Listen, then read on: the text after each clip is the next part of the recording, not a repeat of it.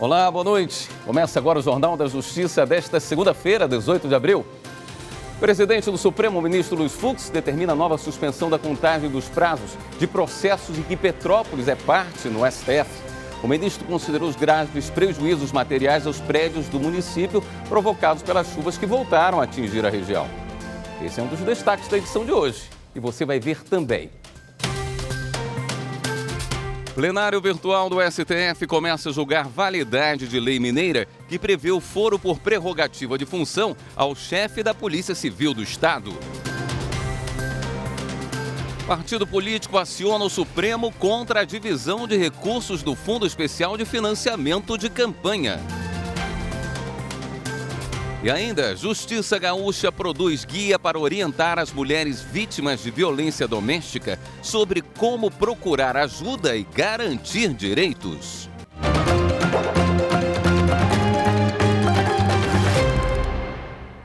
O presidente do Supremo Tribunal Federal, o ministro Luiz Fux, acolheu o pedido da Procuradoria de Petrópolis, no Rio de Janeiro, e suspendeu mais uma vez a contagem dos prazos para os municípios, para os processos que têm o município como parte. Eles já estavam suspensos até 20 de março, mas em razão das fortes chuvas que voltaram a atingir a cidade e causaram inundações e danos materiais graves aos prédios municipais, o ministro determinou nova suspensão dos prazos, de 13 de abril a 13 de maio deste ano. O Supremo Tribunal Federal começou a analisar trecho da Constituição de Minas Gerais que prevê o foro por prerrogativa de função ao chefe da Polícia Civil. O prazo para encerrar o julgamento é 20 de abril. O foro por prerrogativa de função está previsto na Constituição Federal. Na prática, é o direito atribuído a algumas autoridades que ocupam cargos públicos de serem julgadas em tribunais específicos. Em Minas Gerais, a Constituição do Estado atribuiu foro por prerrogativa de função ao chefe da Polícia Civil. Ou seja, se ele cometer crimes comuns ou de responsabilidade, ele deve ser processado e julgado pelo Tribunal de Justiça. Em 2020, o Procurador-Geral da República, Augusto Aras, apresentou uma ação no Supremo Tribunal Federal questionando esse direito. Um dos argumentos é que a Constituição Federal não prevê o mesmo tratamento para o diretor-geral da Polícia Federal e que, por isso, seria inconstitucional. O caso, então, foi levado para julgamento em sessão no plenário virtual. O relator da ação direta de inconstitucionalidade é o ministro Ricardo Lewandowski, que acolheu o pedido do Procurador-Geral da República e, assim, declarar inconstitucional a expressão o chefe da Polícia Civil. Ele destacou no voto que a jurisprudência atual do Supremo Tribunal Federal é pacífica no sentido da inconstitucionalidade de qualquer interpretação que resulte na concessão pelos estados de prerrogativa de foro a agente público não contemplada pela legislação federal. Lewandowski ressaltou ainda que a Constituição Mineira é de 2006 e seus efeitos permaneceram por todos esses anos. Por isso, o ministro declarou a inconstitucionalidade daqui para frente, não afetando quem já foi beneficiado pela norma até então.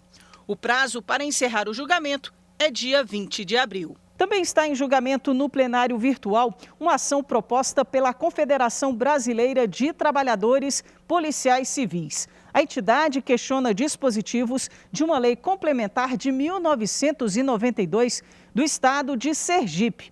Um deles permite a nomeação política dos delegados de polícia no estado e outro autoriza a direção da escola da Polícia Civil por indivíduos estranhos ao quadro e à carreira policial.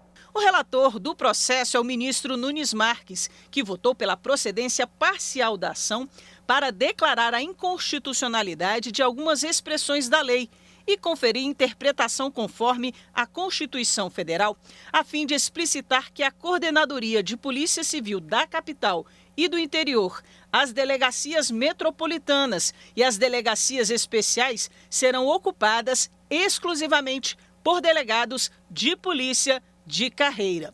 O relator também decidiu que a direção da escola da Polícia Civil será ocupada por um delegado de polícia de carreira. O prazo para encerrar esse julgamento é dia 20 de abril. O Partido da Mulher Brasileira acionou o Supremo contra a divisão de recursos do Fundo Especial de Financiamento de Campanha. A legenda justifica que os critérios de repasses não são justos com as legendas que têm menor representação no Congresso. O Partido da Mulher Brasileira sustenta a gravíssima e profunda violação do direito fundamental da soberania popular, com igualdade de valor para todos. O partido pretende participar das eleições deste ano, mas por não ter representação efetiva no Congresso Nacional, pelos critérios do Fundo de Financiamento de Campanha, questiona a divisão dos recursos no primeiro turno. As fatias de 48%, 35% e 15% são destinadas para os partidos com representação no Congresso, restando 2% para serem divididos de forma igualitária para as legendas que têm apenas registro do Estatuto no TSE, caso do Partido da Mulher Brasileira. O autor pede ao Supremo concessão de liminar para suspender o critério de divisão previsto na lei, que, segundo o partido, é inconstitucional. Para o PMB, o TSE deve fazer uma redistribuição razoável e proporcional dos valores do fundo entre todos os partidos políticos com seus estatutos registrados no TSE. Veja a seguir, a Advocacia Geral da União participa de acordo que definiu as normas para o funcionamento e administração do Cristo Redentor. A gente volta já.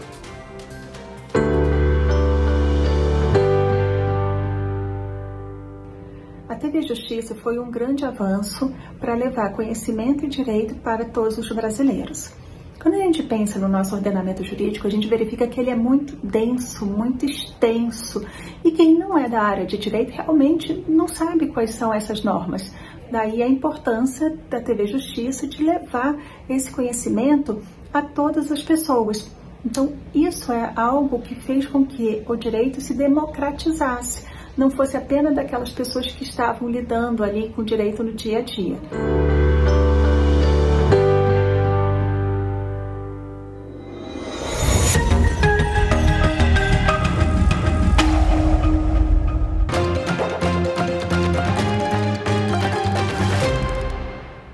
A Polícia Federal no Pará apreendeu uma balsa usada em garimpo ilegal na terra indígena Chipaia. 7 pessoas estavam na embarcação. A apreensão ocorreu em operação conjunta entre diversos órgãos públicos e da Justiça para combater a invasão de territórios por garimpeiros.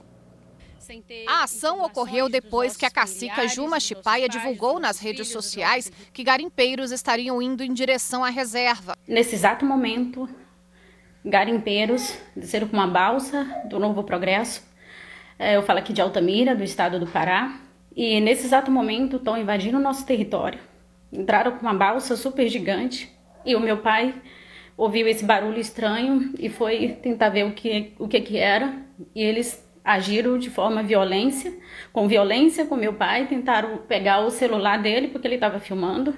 A embarcação estava atracada próxima a árvores. 5 adultos e 2 adolescentes estavam a bordo. O cacique Francisco Curuai alertou, inclusive, que o grupo estava armado e ameaçou os indígenas. Eu me declarei com eles que era garimpeiro. Estava trabalhando na draga e mandando material. Eu encostei lá, conversei com eles. E aí eles ficaram bravos comigo lá, porque eu comecei a bater umas fotos, eles disseram que não era para bater foto não, senão eu ia pegar meu celular e jogar na água. Os menores foram apreendidos e estão sob cuidados da Justiça. Os outros prestaram depoimento na delegacia da Polícia Federal em Itaituba, no Pará. O território Chipaia tem cerca de 180 mil hectares de extensão e fica localizado a 400 quilômetros da cidade de Altamira, na região sudeste do estado. As aldeias dentro da reserva abrigam aproximadamente 200 pessoas, segundo o Ministério da Justiça e Segurança Pública. De acordo com o Instituto Socioambiental, entre 2010 e 2020, o garimpo ilegal em território indígena cresceu quase 500%. Mais de 3.200 hectares de terra foram explorados irregularmente. No ano passado, foram registradas 109 mortes de indígenas em decorrência desse tipo de conflito. A Procuradoria-Geral da República disse que monitora a situação de perto. O Procurador-Geral Augusto Aras afirmou que esteve em contato com autoridades e pediu providências para se evitar o conflito armado na comunidade. A Justiça de São Paulo manteve a condenação de integrante de quadrilha que assaltou a empresa de valores em Santos, São Paulo. O crime aconteceu na madrugada de 4 de abril de 2016, quando os criminosos invadiram a sede da empresa de valores no litoral paulista. O grupo usou caminhões e explosivos para arrombar um dos portões e acessar os cofres da empresa, de onde levaram malotes com mais de 12 milhões de reais. Durante a tentativa de fuga, houve troca de tiros entre os criminosos e a polícia, que resultou na morte de 2 policiais e de um morador de rua. A primeira Câmara de Direito Criminal do Tribunal de Justiça de São Paulo manteve a decisão de primeiro grau da comarca de Santos, que condenou um dos integrantes da quadrilha a 146 anos e 7 meses de prisão por roubo e latrocínio tentado e consumado. O desembargador Figueiredo Gonçalves, relator da apelação, considerou o alto grau de reprovação da conduta do réu, as circunstâncias graves e as perversas consequências dos crimes cometidos. O magistrado frisou ainda que foi correta a decisão de somar as penas de cada morte causada no roubo. A decisão foi unânime. O Superior Tribunal de Justiça determinou que um escritório de advocacia indenize os clientes. Os ministros aplicaram a teoria da perda de uma chance. No caso dos autos, o escritório de advocacia contratado para atuar em ação de prestação de contas deixou o processo tramitar durante quase 3 anos sem qualquer intervenção, o que resultou na condenação dos clientes ao pagamento de quase R$1 milhão. O Tribunal de Justiça do Rio Grande do Sul entendeu não ser o caso da aplicação da perda de uma chance e de ressarcir os clientes por danos materiais. O Tribunal Gaúcho fixou indenização por danos morais de R$150 mil. Para a terceira turma do STJ, a falha na prestação do serviço por parte dos advogados retirou dos clientes a chance real de obterem prestação jurisdicional que lhes fosse mais favorável. Para o cálculo da indenização por danos materiais, fixado em R$500 mil, a turma levou em consideração fatores como o elevado grau de culpa do escritório e a probabilidade de sucesso na ação.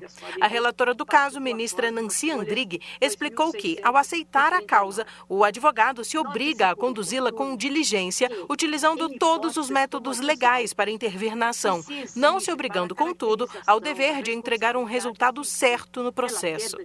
Por causa das dificuldades para definir em quais circunstâncias a atuação negligente do advogado poderia acarretar indenização, a magistrada lembrou que, no julgamento de outro recurso especial, a terceira turma estabeleceu alguns requisitos para a aplicação da teoria da perda de uma chance. A existência de chance concreta real com alto grau de probabilidade, o nexo causal entre a ação ou omissão do defensor e a perda da oportunidade de exercer a chance, a necessidade de atentar para o fato de que o dano não é o benefício perdido. A turma deu parcial provimento ao recurso especial e, apesar de reconhecer a existência de danos materiais no caso, o colegiado afastou o dano extrapatrimonial por entender que não houve violação de direitos de personalidade. A Advocacia Geral da União participou de um acordo entre o ICMBio e a Igreja Católica, no Rio de Janeiro, que definiu as normas para o funcionamento e administração do Parque Nacional da Tijuca e do Santuário do Cristo Redentor. O acordo, entre outros pontos, prevê regras para eventos no local, normas para recebimento de visitantes, além da elaboração de projetos em conjunto entre o ICMBio e a Igreja Católica. O acordo firmado permite à Igreja desenvolver suas atividades pastorais, religiosas, interreligiosas, ecumênicas, culturais, econômicas e sociais. Define regras de acesso ao Alto do Corcovado, para facilitar a identificação e liberação de autoridades eclesiásticas e convidados, mesmo fora dos horários de funcionamento do Parque Nacional da Tijuca, de que o acesso de veículos de prestação de serviços de manutenção, obras, só poderá ocorrer fora do horário de funcionamento do parque, define que o IFAM e o ICMBio devem autorizar previamente qualquer instalação que interfira no monumento tombado. O documento prevê ainda a elaboração de um estudo técnico para estabelecer o limite máximo de decibéis que podem ser gerados em eventos no local, o compartilhamento de imagens do sistema de monitoramento, cláusulas de mediação e conciliação, além da criação de um comitê de monitoramento e avaliação para prevenção e solução de possíveis conflitos e controvérsias entre as partes. A AGU atuou no caso de forma extrajudicial para formular os termos do acordo conciliando os interesses de preservação do Parque Nacional da Tijuca, de responsabilidade do ICMBio e da gestão do Santuário do Cristo Redentor, que é da Igreja Católica. O objetivo é estabelecer um modelo de gestão para fortalecer a integração entre o meio ambiente e os valores culturais, históricos e religiosos do local. O ministro do Meio Ambiente, Joaquim Lopes, destacou o acordo como histórico. O governo federal, por meio do Ministério do Meio Ambiente e da Arquidiocese do Rio de Janeiro, celebram hoje um acordo histórico que representa uma solução definitiva. Agora, a Igreja fazendo a gestão do espaço do Cristo Redentor de forma concreta e permanente. E, do outro lado, o ICMBio mantendo sua competência de administrar o parque. E no próximo bloco, Justiça Gaúcha desenvolve guia para orientar as mulheres vítimas de violência doméstica sobre como procurar ajuda e garantir seus direitos. A gente volta já já.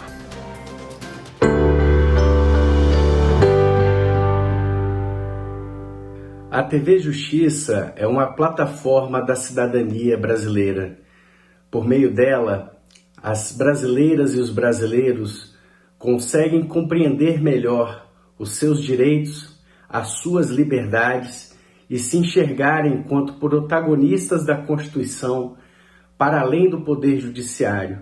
Só é possível a cidadania e a democracia num país em que haja um espaço como a TV Justiça.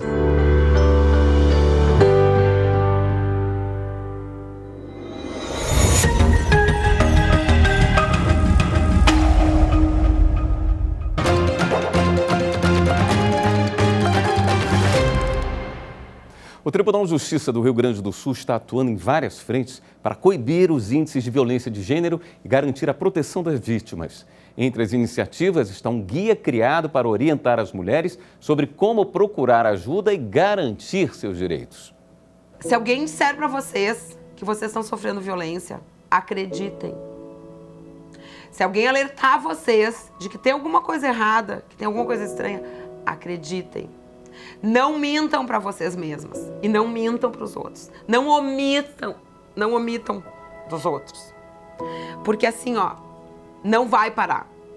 Só foi essa vez porque ele chegou porque estava estressado? Não foi só essa vez que ele estava estressado. Não foi porque ele bebeu. Ele vai continuar fazendo. A violência letal contra as mulheres cresceu em 0,7% durante 2020 em relação ao ano anterior. 81,5% foram mortas por companheiros ou ex-companheiros, segundo dados do último Anuário de Segurança Pública. A pesquisa aponta ainda que mais de 230 mil mulheres denunciaram casos de violência em 26 estados do país. E o número de medidas protetivas de urgência concedidas cresceu em 3,6%. Neste período marcado pela pandemia de Covid-19. Para combater este cenário, o TJRS vem desenvolvendo uma série de ações. Uma delas é o Guia de Acesso às Vítimas de Violência Doméstica e Familiar. Esse guia de acesso aos serviços que é fornecido às vítimas de violência doméstica, ele surgiu aqui em Porto Alegre, no primeiro juizado de violência doméstica da capital. É uma ideia da doutora Madiele Franz Machado, juíza da violência doméstica aqui de Porto Alegre há muitos anos. E ele tem como objetivo uniformizar as informações disponíveis para as vítimas, para que elas possam ter na mão todas as informações necessárias para acessar esses primeiros serviços que são necessários quando ela busca ajuda. O material foi criado pela CEVID e está disponível em formato online. O conteúdo esclarece os procedimentos que devem ser adotados em caso de violência contra a mulher. Mostra o passo a passo sobre como agir se a violência estiver acontecendo ou caso já tenha ocorrido. Orienta como fazer o registro de ocorrência policial e solicitar medidas protetivas de urgência. O guia de acesso também divulga os contatos do grupo de acolhimento e das instituições que fazem parte da rede de proteção. Traz todas as informações necessárias para romper o ciclo de violência e fazer valer os direitos das mulheres. Aquela mulher que é intimada do deferimento de uma medida protetiva, mesmo durante o plantão, ela vai receber esse guia de acesso aos serviços e vai saber onde buscar ajuda, onde ela pode ter acesso a programas que auxiliem ela a romper com o ciclo de violência, quais são os números da Defensoria Pública, do Ministério Público, do Juizado da Violência Doméstica. Tudo vai chegar na mão dela, ou de forma física, quando ela não tiver o número de WhatsApp ou um e-mail disponível, ou de forma virtual pelo WhatsApp, quando ela disponibilizou esse telefone na ocorrência policial. E os consumidores mineiros ganharam mais uma ferramenta para fazer valer seus direitos. O NIACOM, Núcleo Integrado de Atendimento ao Consumidor, é uma parceria entre o Tribunal de Justiça, Ministério Público e a Prefeitura de Belo Horizonte. Estou me sentindo lesada, entendeu? Eu me senti como se fosse um golpe. Insatisfeita e se sentindo enganada por uma empresa de prestação de serviços, a dona Elane procurou o NIACOM, Núcleo Integrado de Atendimento ao Consumidor em Belo Horizonte. O núcleo é uma parceria entre o Ministério Público de Minas Gerais, a Prefeitura da capital e o Tribunal de Justiça. A grande novidade do NIACOM, que é o Núcleo Integrado de Atendimento ao Consumidor, é a parceria existente entre várias instituições que têm o dever de atender o consumidor, mas fazer esse atendimento junto, de forma integrada, facilitando o caminho que o consumidor tem que tomar no seu dia a dia. No núcleo atuam juntos o PROCON Municipal, o PROCON Estadual e o Tribunal de Justiça de Minas, por meio do SEJUSC, o Centro Judiciário de Solução de Conflitos e Cidadania, e do Juizado Especial de Belo Horizonte. Na hora que a pessoa procura, o consumidor procura e não consegue o acordo com a empresa dentro do próprio NIACOM, nós já estamos ali, tem um servidor nosso que fica ali para já fazer a termação daquele caso e dar início ao processo judicial, né? E a pessoa já sai de lá, então, com o processo distribuído e com a data da audiência agendada e a pessoa intimada para essa audiência. Desde novembro do ano passado, quando foi inaugurado, o NIACOM fez cerca de 2.100 atendimentos, que devem ser agendados por meio da página do PROCON Municipal na internet. A maior parte das reclamações são relativas às cobranças indevidas de bancos e financeiras. 40% dos casos atendidos no NIACOM foram encaminhados para a termação, que é o início de um processo judicial. Facilita, né? Porque você sai de um lugar, aí você tem que ir em outro lugar, aí você chega para ser atendido, quais os documentos que precisa, o que precisa, tem que marcar a hora, não tem, como é que vai ser isso, né? Então, ainda tem essa informação toda, ainda é outro local, então evita que a pessoa se desloque para outro local à toa, né?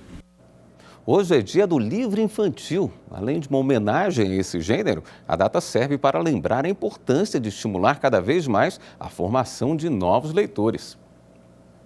Leitores vorazes. Estamos falando do Teteu e da Elô.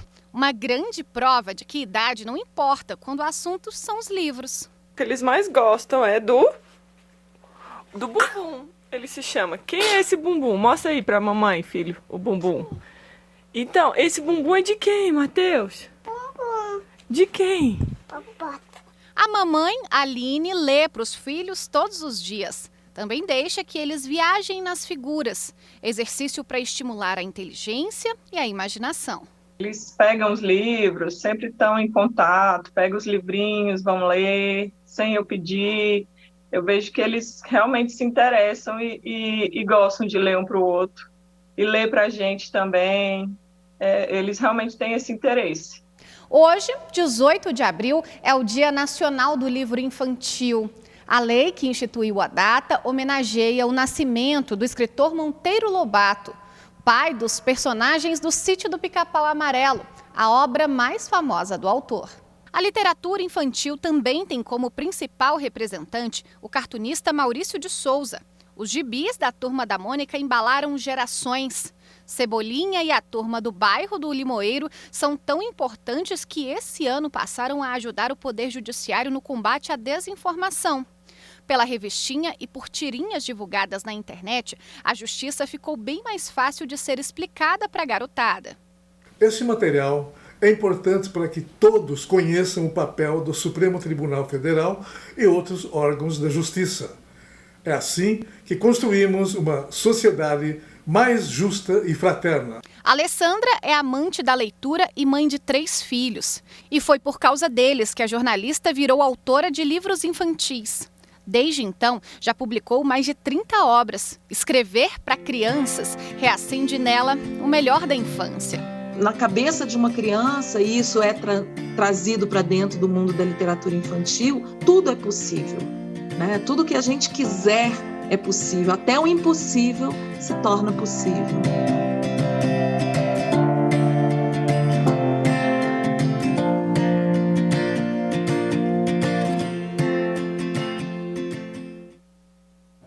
Esta edição do Jornal da Justiça fica por aqui.